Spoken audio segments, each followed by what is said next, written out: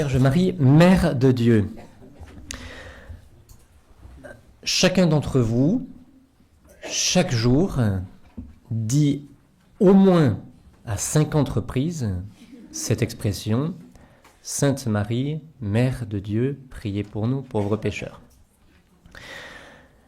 Mais que signifie cette expression « Sainte Marie, Mère de Dieu » ? Comment expliquer que Dieu puisse avoir une mère ? Alors c'est une expression qui nous est familière, mais qui n'est pas seulement une expression pieuse, parce que les mots ont du poids, le poids des mots. On s'arrête là. Et donc c'est une expression qui a une signification très précise, et une signification qui est essentielle pour notre foi. Alors c'est ce que nous allons approfondir maintenant. On va voir dans une première partie, on va faire un peu d'histoire pour découvrir d'où vient cette expression et comment l'Église l'a faite sienne. Et puis dans une seconde partie, nous verrons ce que cette expression signifie pour notre foi. Alors d'abord un peu d'histoire. Au cours des premiers siècles de l'Église, il a fallu préciser la foi. Ces précisions se sont faites souvent au gré d'événements, et souvent, c'est en réponse aux erreurs et aux hérésies que l'Église a apporté la lumière sur les mystères de la foi. Comme Jésus l'avait promis, l'esprit de vérité vous conduira vers la vérité tout entière. Alors c'est ainsi que fut convoqué le premier concile œcuménique en l'an 325. À cette époque-là, donc, un prêtre d'Alexandrie qui s'appelait Arius niait la divinité du Christ. Donc, il faisait du Christ un être exceptionnel, mais qui demeurait une créature. Donc, comme les querelles étaient fortes entre les partisans d'Arius, qu'on appelle les Ariens, avec un I, ne pas confondre avec un Y au XXe siècle, donc entre les Ariens et puis ceux qui croyaient en la divinité de Jésus, donc c'est l'empereur Constantin, parce que les querelles religieuses représentaient une menace pour l'unité de l'Empire. Donc c'est l'empereur Constantin qui a convoqué le concile pour demander aux évêques de se mettre d'accord entre eux sur cette question théologique qui avait des répercussions politiques. Donc il a convoqué à Nicée les évêques pour qu'ils s'y mettent d'accord. Et ce concile a proclamé donc la divinité du Christ en adoptant un symbole, c'est-à-dire une règle de foi qui confesse que le Fils de Dieu est engendré, non pas créé, consubstantiel au Père. Voilà. L'arianisme donc a été condamné à ce concile de Nicée, mais va quand même durer encore plusieurs décennies. Il va survivre longtemps encore au concile de Nicée. Quelques années plus tard, en 381, le second concile œcuménique, le concile de Constantinople, réunira lui aussi des évêques pour préciser la doctrine sur le Saint-Esprit. Et ce concile va compléter un peu le symbole de Nicée en y ajoutant la doctrine sur l'Esprit Saint, ce qui a donné notre symbole de Nicée-Constantinople que nous réciterons tout à l'heure à la messe du dimanche. Donc on avait, pendant ces deux premiers conciles du IVe siècle, on avait défini la foi trinitaire. Donc, un seul Dieu en trois personnes. Une seule nature divine en trois personnes. Mais on n'avait pas approfondi le mystère de la seconde personne de la Sainte Trinité, le Fils qui s'est incarné. Alors, qu'en est-il de la personne de Jésus ? La piété populaire a désigné assez tôt la Vierge Marie avec ce titre de Mère de Dieu. En grec, ça a de l'importance, Théotokos. Alors, on a comme ça une des hymnes les plus anciennes de l'Église à la Vierge Marie, une hymne qui date du IIIe siècle, le Subtuum, sous votre garde nous nous réfugions, Sainte Mère de Dieu. Donc cette hymne date du IIIe siècle.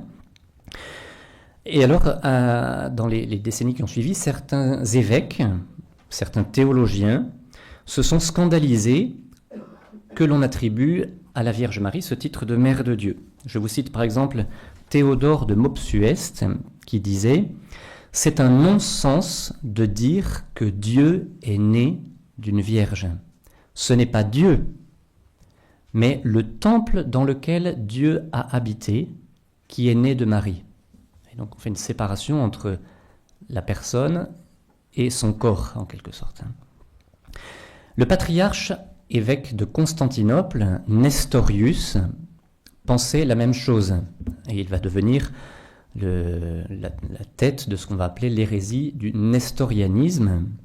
Et donc lui aussi disait « Quiconque dit d'une manière absolue que Dieu est né de Marie rend le dogme ridicule aux yeux des païens. Autre chose est le Verbe, le Logos, qui habite dans le temple formé par le Saint-Esprit, et autre chose est ce temple lui-même, tout à fait différent du Dieu qui y habite. » Donc Nestorius disait, on ne peut pas appeler la Vierge Marie Théotokos, mère de Dieu, il faut l'appeler seulement Christotokos, mère du Christ, parce que la Vierge Marie est mère simplement de l'humanité, et donc on ne peut pas l'appeler mère de Dieu. Et donc face à lui va se dresser en particulier Saint Cyril, qui lui était patriarche évêque d'Alexandrie en Égypte, qui va défendre le titre de mère de Dieu. Alors comme la querelle prend de l'ampleur, un premier concile va être réuni à Rome en l'an 430, où on va accepter le titre de Théotokos, mère de Dieu. Nestorius va être déclaré hérétique, on va lui donner 10 jours pour se rétracter, faute de quoi il serait retranché de la communion de l'Église. Et c'est Cyril qui va être chargé de faire appliquer la sentence. Et comme la dispute, donc bien sûr Nestorius ne se rétracte pas, et comme la querelle prend de l'ampleur, c'est l'empereur, de nouveau, l'empereur d'Orient, Théodose II, qui convoque un concile général à Éphèse pour le jour de la Pentecôte de l'année suivante, donc le 7 juin 431. Le lieu choisi était très touchant, puisque c'est à Éphèse que la Vierge Marie a passé les dernières années de sa vie, qu'elle est morte, qu'elle est montée au ciel avec son corps et son âme, et c'est là aussi qu'a vécu le disciple bien-aimé Saint Jean, qu'il avait prise chez lui, et dont le tombeau était vénéré à cet endroit. Alors le déroulement de ce concile d'Éphèse, le troisième concile œcuménique, après Nicée et Constantinople, le déroulement a été assez houleux, et il demeure aujourd'hui pour certains un sujet de contestation. Donc toutes les parties avaient été convoquées pour le 7 juin. On se rappelle que le pape Célestin Ier avait confié à Cyril d'Alexandrie le soin de faire appliquer les décisions de l'année précédente. Comme le pape ne pouvait pas y être présent lui-même, il avait envoyé 3 légats pour l'y représenter. Or, le 7 juin, une partie des évêques de la faction du parti de Nestorius n'était pas là. On attendit 15 jours sans que rien n'arrive. Le 21 juin, donc Cyril d'Alexandrie, qui suspectait, donc en particulier celui qui devait venir prêter main forte à Nestorius pour refuser le titre de mère de Dieu, c'était le patriarche d'Antioche, Jean d'Antioche, qui n'était pas très loin d'Éphèse, mais qui n'arrivait pas. Voilà. Donc Saint Cyril a suspecté, sans doute à bon droit, de la mauvaise foi de Jean d'Antioche, qui savait qu'il était en infériorité numérique et qui du coup cherchait à gagner du temps.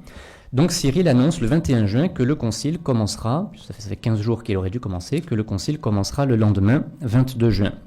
Et donc à cette date, Nestorius refuse de comparaître, et après l'exposé des différentes lettres et de la situation, 198 évêques votent la sentence de déposition de Nestorius et proclament que la Vierge Marie peut être appelée Mère de Dieu.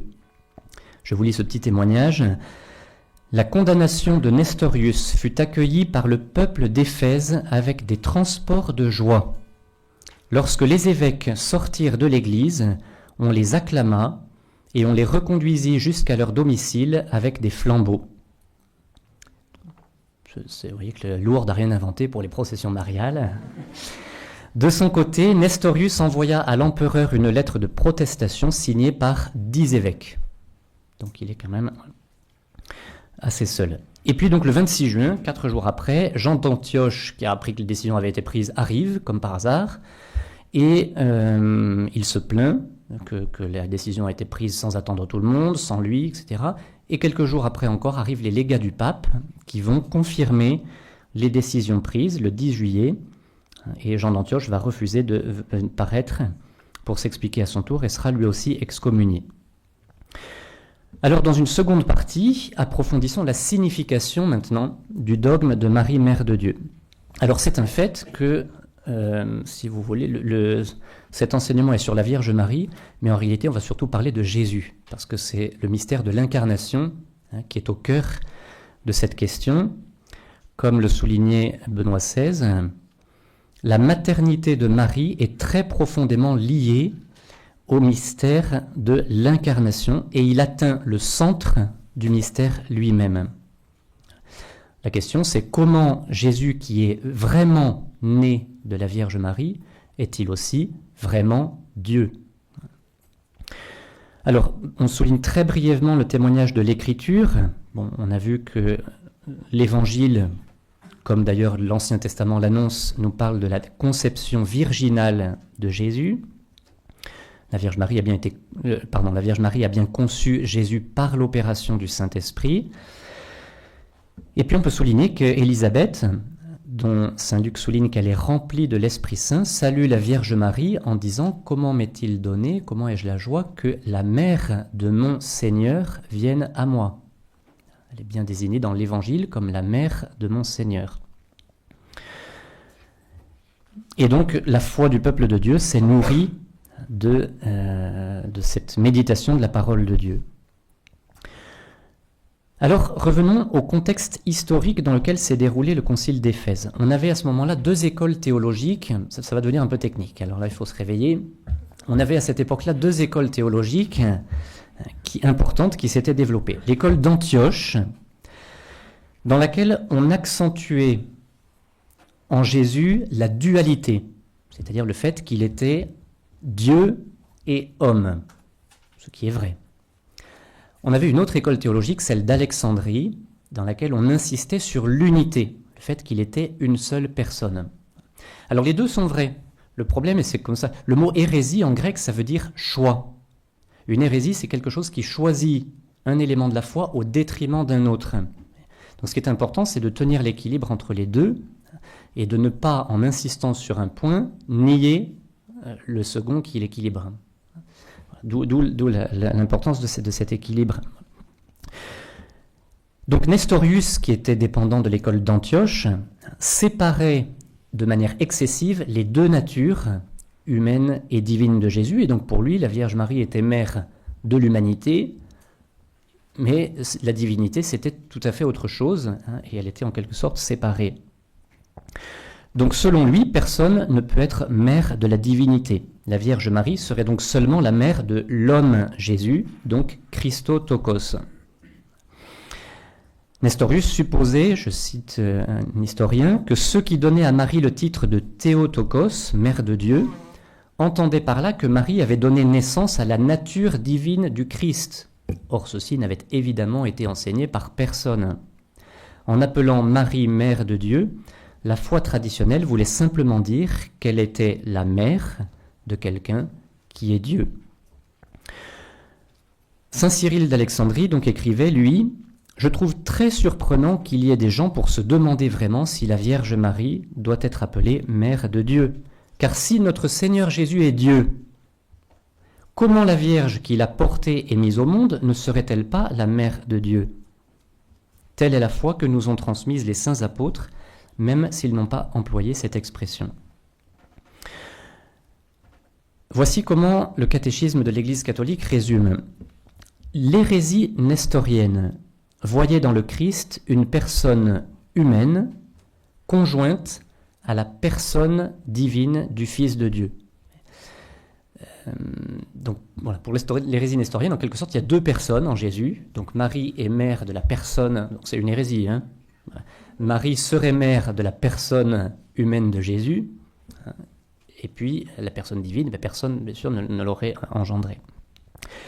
Face à cette hérésie, saint Cyril d'Alexandrie et le 3e concile œcuménique réuni à Éphèse ont confessé que le Verbe, en s'unissant dans sa personne, une chair animée par une âme rationnelle, est devenu homme. L'humanité du Christ n'a d'autre sujet que la personne divine du Fils de Dieu qu'il a assumée et faite sienne dès sa conception.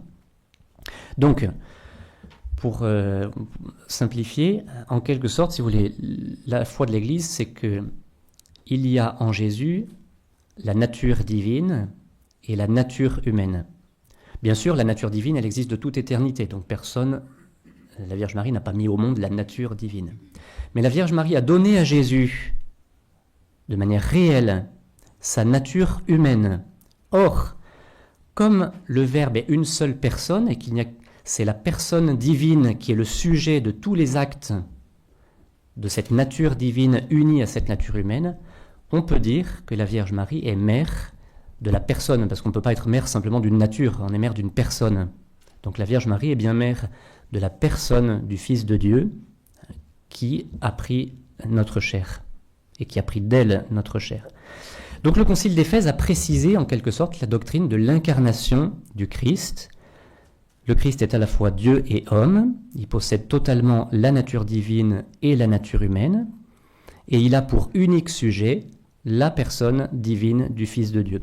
Donc après avoir précisé, vous voyez, dans les deux premiers conciles, Nicée et Constantinople, la doctrine sur la Trinité, le Concile d'Éphèse et puis celui de Chalcédoine quelques années plus tard vont préciser la doctrine de l'incarnation du Verbe concernant la deuxième personne de la Sainte Trinité. Alors, encore un peu de technique qui aide à comprendre la beauté du mystère. Le Concile d'Éphèse va parler aussi de ce que l'on appelle la communication des idiomes. Alors, vous connaissez l'expression, le terme idiome ou idiomatique signifie quelque chose qui est propre à quelqu'un. Je prends un exemple, une tournure idiomatique. Bon, par exemple, en français, quand vous dites « je donne ma langue au chat », si vous traduisez littéralement, je ne sais pas comment faire en anglais, « je donne ma langue au chat », l'anglais vous regardera avec des yeux ronds, parce que c'est une tournure qui est propre. On appelle ça une tournure idiomatique ou un idiotisme. Si vous prenez l'inverse, en anglais, ils disent « It's raining cats and dogs ». Si vous traduisez en français « Il pleut des chiens et des chats », bon, le français vous regardera avec des yeux, c'est intraduit. Donc, d'ailleurs, le mot « un idiot », ça vient de là. Hein. Un idiot, c'est quelqu'un qui est un peu dans son monde propre, hein, qui a un fonctionnement propre. À l'origine, ça vient de là. Donc, en l'occurrence, revenons à la théologie. En l'occurrence, on désigne par le terme « communication des idiomes » la possibilité d'attribuer à la personne, il n'y en a qu'une seule, à la personne divine du Christ, des éléments qui sont propres à sa nature humaine. Je prends un exemple. Évidemment, il est clair que la nature divine de Jésus ne peut pas avoir soif ni être fatigué. Et pourtant, le Fils de Dieu s'étant fait homme et ayant pris un corps, puisque le sujet, c'est la personne de Jésus, on peut dire, quand Jésus s'assoit sur le bord du puits où il va rencontrer la Samaritaine et où il est fatigué, évidemment il est fatigué dans sa nature humaine, pas dans sa nature divine, mais néanmoins, comme sa personne unique et divine, on peut faire ce beau raccourci, puisque c'est sa personne qui assume ses actes, que Dieu a été fatigué ou que Dieu a eu soif. C'est important de voir que c'est quelque chose qui est fait je dirais, par les apôtres. Saint Pierre, dans les Actes des Apôtres, dit aux Juifs « Vous avez fait mourir l'auteur de la vie ». Évidemment, Dieu ne peut pas mourir. Mais parce que Dieu fait homme et mort dans sa nature humaine, eh bien, Saint Pierre peut dire « Vous avez fait mourir l'auteur de la vie ». Ou Saint Ignace d'Antioche peut parler du sang de Dieu.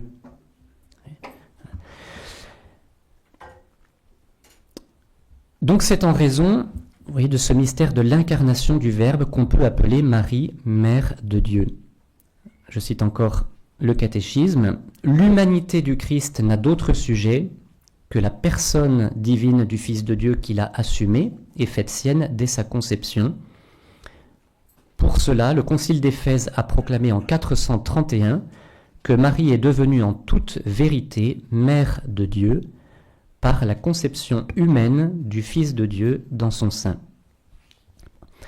Quelques années plus tard, 20 ans plus tard, le Concile de Chalcédoine, en 451, insistera là-dessus, en parlant des deux natures, humaine et divine, du Christ, qui sont sans confusion, sans changement, sans division et sans séparation.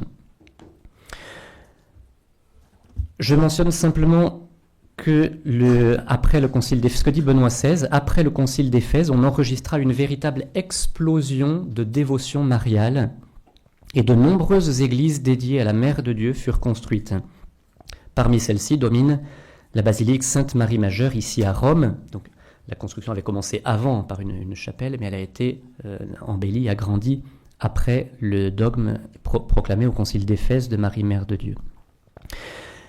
Benoît XVI insiste aussi sur le fait que le titre de Marie Mère de Dieu est la base de tous les autres. Donc je le cite un tout petit peu longuement. Tous les autres titres qui sont attribués à la Vierge trouvent leur fondement dans sa vocation à être la mère du Rédempteur. C'est du titre de Mère de Dieu que dérivent tous les autres titres avec lesquels l'Église honore la Vierge. Mais celui-ci est le titre fondamental. Nous pensons au privilège de l'Immaculée Conception, c'est-à-dire au fait qu'elle soit exempte du péché depuis sa conception. Marie fut préservée de toute tache de péché, car elle devait être la mère du Rédempteur. Cela est également valable pour le titre de l'Assomption. Celle qui avait engendré le Sauveur ne pouvait pas être sujette à la corruption dérivant du péché. Et nous savons que tous ces privilèges ne sont pas accordés pour éloigner Marie de nous, mais au contraire pour la rendre proche. En effet, étant totalement avec Dieu, cette femme est très proche de nous et nous aide comme une mère et comme une sœur. Voilà, un petit détail aussi, la maternité de la Vierge Marie est fêtée aujourd'hui solennellement le 1er janvier dans la liturgie, parce que c'est le jour octave de Noël, et donc 8 jours après que la Vierge Marie eut mis au monde Jésus à Bethléem, eh bien on célèbre le fait qu'elle est vraiment mère de Dieu. Alors pour conclure, une fois encore, pour ce titre de Marie Mère de Dieu, c'est face à l'adversité, à l'erreur, à l'hérésie que l'Église a été conduite par l'Esprit Saint à préciser la foi dans l'incarnation du Verbe et tout ce qui en découle. Voici ce qu'écrivait Benoît XVI. Que Dieu soit précisément détaché de l'humanité, que naissance et maternité, à savoir toute la corporéité, soient exclues, furent pour la conscience chrétienne un signe clair qu'il n'était plus vraiment question de l'incarnation, devenir chair, au point que le centre du mystère du Christ lui-même fut lui-même menacé et même déjà anéanti. En séparant en Jésus Dieu et homme, en refusant d'attribuer à Marie le titre de Mère de Dieu, eh bien, on remet en cause l'incarnation et le mystère du Christ lui-même est menacé et anéanti. Ainsi, cette phrase est très importante, la Christologie fut défendue dans la Mariologie, dit Benoît XVI. Traduisons, le mystère du Christ a été défendu dans le mystère de Marie. Cette dernière affirmation est très importante, car ce concile d'Éphèse est une belle illustration du fait que la Vierge Marie nous conduit à Jésus, puisque c'est une querelle autour d'un titre qui la concerne, Mère de Dieu, Théotokos, qui va conduire à préciser le dogme sur Jésus, sur le Christ, et le mystère de l'incarnation. Donc quand on dit la Vierge Marie nous conduit à Jésus, ce n'est pas simplement une pieuse réalité spirituelle. Oui, c'est une réalité spirituelle, mais c'est aussi une profonde réalité théologique et historique. Voici un petit témoignage qui rejoint ce que disait frère Xavier hier, un témoignage de Joseph Ratzinger, un peu après le Concile, et qui est très important pour les temps de confusion de la foi que nous vivons aujourd'hui. Il écrivait « Quand j'étais jeune théologien, j'avais aussi du mal à comprendre le vrai sens d'une expression fameuse, répétée dans l'Église depuis les premiers siècles, quand le concile d'Éphèse de 431 avait proclamé Marie Théotokos, Mère de Dieu, à savoir l'expression qui veut que la Vierge soit victorieuse de toutes les hérésies. Aujourd'hui seulement, poursuit Benoît XVI, en cette période de confusion où toutes sortes de déviations hérétiques semblent venir frapper à la porte de la foi authentique, Aujourd'hui, je comprends qu'il ne s'agissait pas d'une exagération de dévot, mais de vérité plus que jamais valable. Oui, il faut revenir à Marie si nous voulons revenir à cette vérité sur Jésus-Christ, vérité sur l'Église, vérité sur l'homme. Donc vraiment, y compris au niveau théologique, une juste théologie sur la Vierge Marie nous permet d'avoir une juste théologie dans tous les autres domaines, et en particulier dans celui concernant le Christ. Concluons par cette phrase désormais célèbre de Benoît XVI, qui, devant le Saint-Sacrement exposé à Lourdes en 2008, avait livré aux pèlerins une méditation très profonde avec cette phrase très belle: « Tout est venu du Christ, même Marie. Tout est venu par Marie, même le Christ. »